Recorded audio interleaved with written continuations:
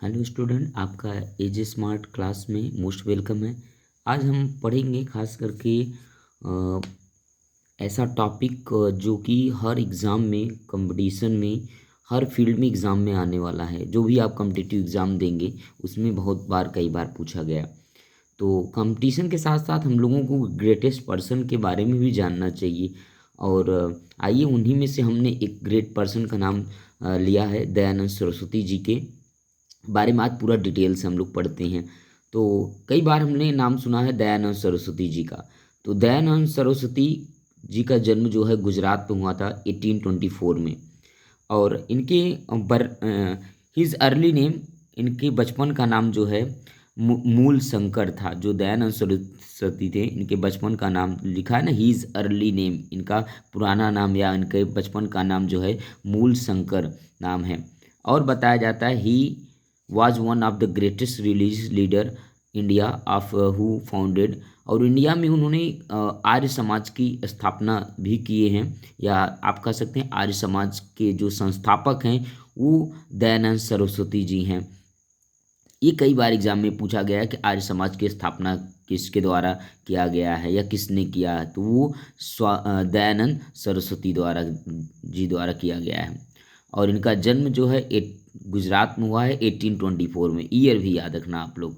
The Arya Samaj was a Hindu reformer movement start 1875। जो आर्य समाज की स्थापना किया गया, ये खास करके हिंदुओं को उनके जो लाइफ स्टाइल है, यानी कि उनका रहन सहन, एजुकेशन जो है उस पर काम करने के लिए किया गया है। और ये स्टार्ट हुआ रिफॉर्म मूवमेंट काम करना 1875 में, यानी आर्य समाज जो है 1875 में इसकी स्थापना भी की गई। और वो तब से समाज में काम, वो उस पर काम किया जा रहा है आर्य समाज के तहत।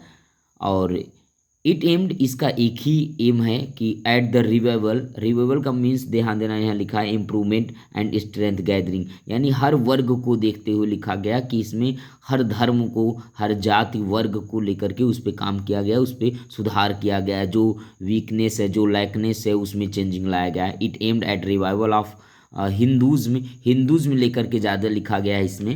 According to what was laid down the Veda, इसमें बताया गया कि वेदों की तरफ, यानी कि वेद के बारे में, यानी कि सीखना है, पढ़ना है, उसके बारे में अच्छे से जानना है कि या उसकी तरफ हमको फेवर करना है। देखो, according to what way laid down in the Veda, Veda की तरफ लौटना है, चलना है। बताया गया कि दयानंद सरस्वती जी ये भी बताते हैं कि समाज में आप रामायण में देखते हैं कि अक्सर करके भगवान श्री रामचंद्र जी जो हैं किसी भी जाति धर्म को लेकर के कभी पौराणिक कथाओं में ऐसा कुछ इसका उल्लेख नहीं है। जब भगवान ने ऐसा डिस्क्रिमिनेशन नहीं किया है, एक सबरी के बेर को उन्होंने भी खाया, उन्होंने दिखाया एक लोगों को कि समाज में कुछ भी बुराइयां नहीं है, कोई अपर कास्ट लोअर कास्ट नहीं है, सब एक समान है। और भी बताया गया, लिखा है देखो, people from lower caste wanted to free from the control of upper caste and the complex religious rituals. कि people from the lower caste, जो समाज में लोअर कास्ट को लेकर लिखा गया है, अपर कास्ट को लेकर लिखा गया है, तो समाज में कास्ट नाम का कुछ भी नहीं है, जातिवाद नहीं है। देखो, people from the lower caste wanted, यानी कि लोअर कास्ट के लोग चाहते हैं कि उनको भी फ्री किया जाए, to be free from the control of upper caste and the complex release. सब लोग एक हैं। पहले के समय में अपर कास्ट के लोगों के यहाँ लोअर कास्ट जैसे होता है ना, काम करना, और अपर कास्ट के लोग थोड़ा डिस्क्रिमिनेशन करते थे लोअर कास्ट को लेकर के, उनके यहाँ काम करना, खेतों में काम करना उनके यहाँ, और इनके यहाँ मंदिर में प्रवेश वर्जित था, वहाँ पर लोअर कास्ट के लोग नहीं जा सकते हैं, उनके बर्तनों में कोई पानी नहीं पी सकता था ना, कोई भी प्रकार के, यानी कि अपर कास्ट के लोग ऐसा परमिशन नहीं देते थे। तो ये इनको यानी कि ये दयानंद सरस्वती ने दिखा कि समाज में ऐसा कुछ भी नहीं होना चाहिए, सब भगवान के बनाए गए हैं, अपर कास्ट लोअर कास्ट कुछ भी नहीं है, जातिवाद नहीं है, सब एक हैं। इनका एक फेमस स्लोगन था, his famous slogan was go back to the Veda, कि हमको वेद्स की तरफ लौटना है। The most ancient and sacred book of Hinduism, और इसके बारे में हिंदुओं के बुक्स में बहुत सारे डिटेल्स लिखा गया है कि according to him there is no mention of idol worship, elaborate rituals और the caste system of Vedas. और इस कास्ट सिस्टम को यहाँ हटाया गया है, यानी कि ये सबके गॉड भगवान सब एक हैं, ऐसा कुछ भी नहीं है, डिस्क्रिमिनेशन नहीं करना है। आर्य समाज जो है, जो इन्होंने स्थापना किया है, उसका एक उद्देश्य है कि Arya Samaj preach the concept of one God, कि समाज में जो है पूरे देखो लिखा है one God was has no shape or from and it is present everywhere. उन्होंने बताया कि आर्य समाज जो है बताता है कि संसार में भगवान एक हैं, अल्लाह, सिख, बौद्ध धर्म जितने भी आप दिखाई दे रहे हैं, भगवान सब एक हैं और सब जगह व्याप्त हैं, और उनका कोई शेप एंड साइज नहीं है, सब लोग अपने अकॉर्डिंग अपना गॉड मानते हैं। लिखो साफ शब्दों में लिखा है, आर्य समाज में लिखा गया है प्रीच द कॉन्सेप्ट, उसमें कॉन्सेप्ट दिया गया है one god who has no shape, कोई उनका शेप नहीं है, are from and is present everywhere, वो हर जगह व्याप्त हैं।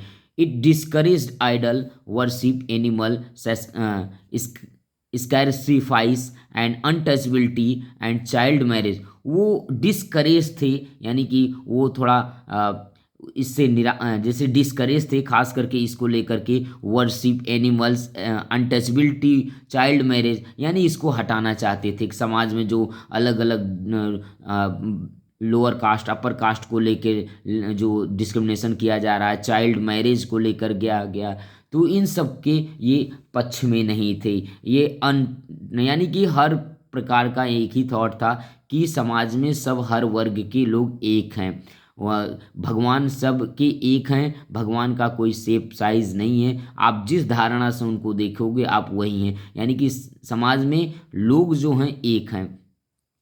Dayanand Saraswati encourage woman education and remarriage of widow. Dayanand Saraswati जो हैं महिलाओं को एजुकेशन और उनका विधवाओं का पुनर्विवाह, इसको इन्होंने इस पे काम किया, यानी कि उस पर लागू किया कि ये जो है इसको पुनः फिर से काम, महिलाओं को शिक्षा दिया जाना चाहिए, विधवाओं का शादी होना चाहिए। देखो लिखा है दयानंद सरस्वती इनकरेज मीन्स बढ़ावा देना, वुमन एजुकेशन कि वुमन को एजुकेशन दिया जाए, and remarriage of widows यानी विधवाओं का दोबारा विवाह होना चाहिए।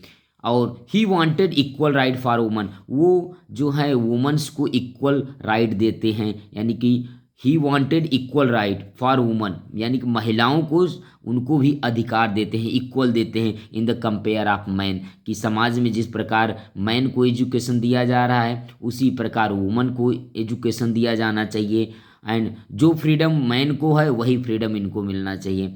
He was responsible to some extent in bringing back the age old teaching tradition of gurukul, और उन्होंने शिक्षा दीक्षा जो है यानी कि सबको गुरुकुल में ये भी दिखाना है कि समाज में अपने से बड़ों को सम्मान करना है, शिक्षा के साथ साथ समाज सोसाइटी में कुछ अच्छा काम भी करना है, यानी जहाँ भी रहें आप शिक्षा के साथ साथ समाज सोसाइटी को आगे प्रमोट करिए, जहाँ आपको वीकनेस लगे